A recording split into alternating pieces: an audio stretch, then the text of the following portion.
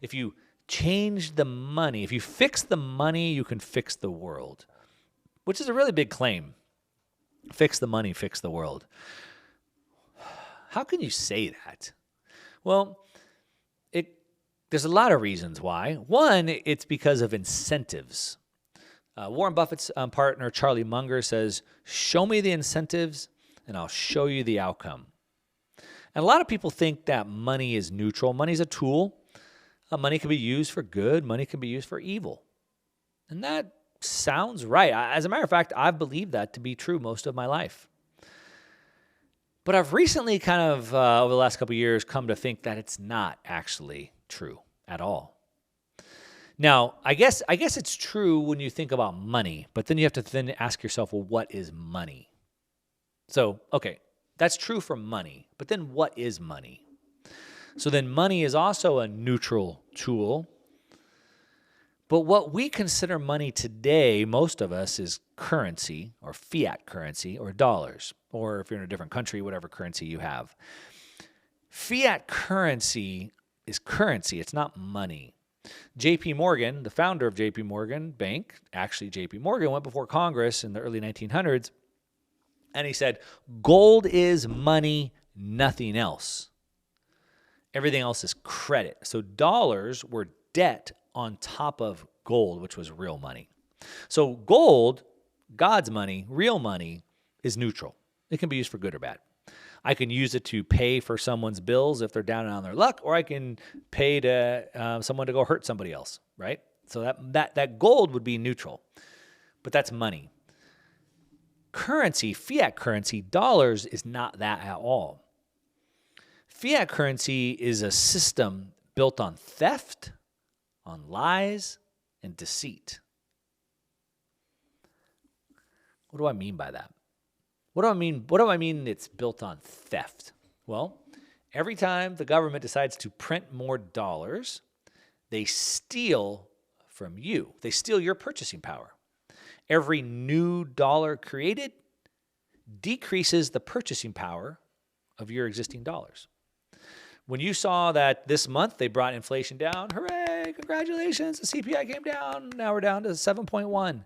So that means you need to work about $300 more dollars this month than you needed last month just to have the same quality of life. Now, if you make $30 an hour, that's 10 hours more you have to work this month. They stole 10 hours of your life. That's theft. That's stealing from your family. You could have put that time in your family. That's time you could have put into yourself to learn new skills. They're stealing from your retirement account. They're stealing from you. That's your life energy they just stole. So that's a system that's based off inflation, which is theft. It's also built on lies and deceit. Do you know how many dollars are created? Do you know how many dollars will be created tomorrow? Do you know how many dollars will be created over the next year?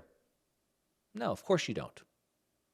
You have no idea. And they don't even tell you, they deceive you and they lie to you. Not only do they deceive you, they also lie to you because they say, oh, but we're not creating money, but really they are over here. But we just didn't call it that. So it's a system built off theft, lies, and deceit. And so everything built off of that system is also built off of theft, lies, and deceit. And so it incentivizes that.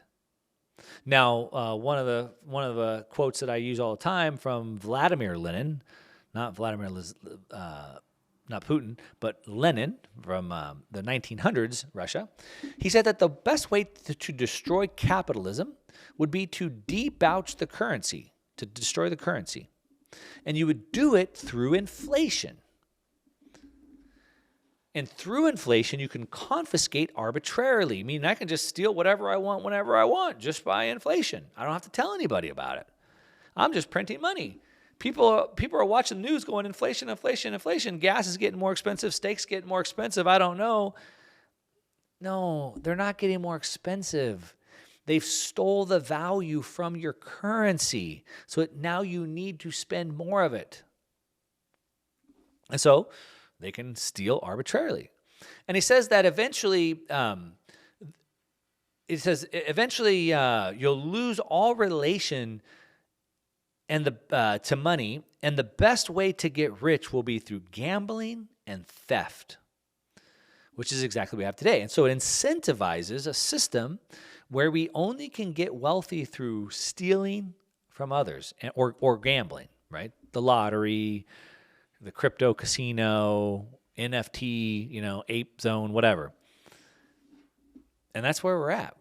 And so it's not, the fiat money system is not neutral. It's evil. It's theft, lies, deceit. Now, the opposite of lies would be truth. The opposite of deceit would be transparency, right? And that's what Bitcoin is. So Bitcoin is truth. It's math. It's transparent. It's open for anyone to look at. Now, I've said before, one of the greatest tricks, the two greatest tricks the Federal Reserve, central banks ever played on us was, one, telling us that our money supply had to expand, and two, that asset prices going up is a good thing. And so we've been told that our money supply has to expand, and I hear it all the time. Like, it has to expand, right? How can we have a growing economy if the money supply doesn't expand, Mark? So the Fed says, well, let's just have a 2% inflation. And that way the money supply expands as the population grows. Or so they can just steal 2% per year, which, if you do the math, that's 10% every 5 years. It's pretty big to them. In an $80 trillion economy, I'll take 10% of that, would you? And so they teach us that. But if that's true, then I would ask yourself this question. Why do we have to have a money system built on theft? If inflation is theft. And how is inflation not theft? If they're able to create more money and put those units in their pocket or use them as they see fit, the cancel-on effect, inversely affecting or helping those closest to that money supply, right? They print the money, they give it to their buddies, their projects. If that's not theft, I don't know what it is. So then why do we need a system built on theft? And of course, the answer is it's insane. Of course, we don't. That would be insane. So we don't need that. And then you start to ask yourself, okay, well then what would be the opposite? Well, that'd be a system without inflation, right? There you go.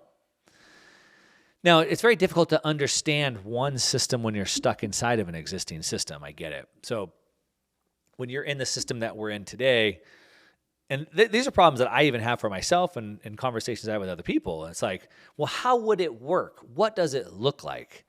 Well, it's very hard to say, right? We're hypothesizing. But what I do know, I know in my heart of hearts, is that we don't have to live in a system where one person's able to steal from another.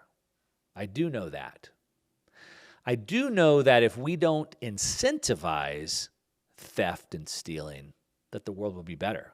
I do know that.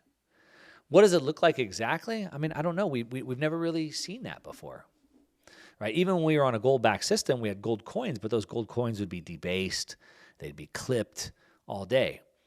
And so we probably have never really seen that before. Will it be better? Will it be worse? Well, both. I guess it depends on which side are you on. Are you on the theft side? Are you on the side adversely benefiting from that? Or are you on the side that's adversely being affected by it?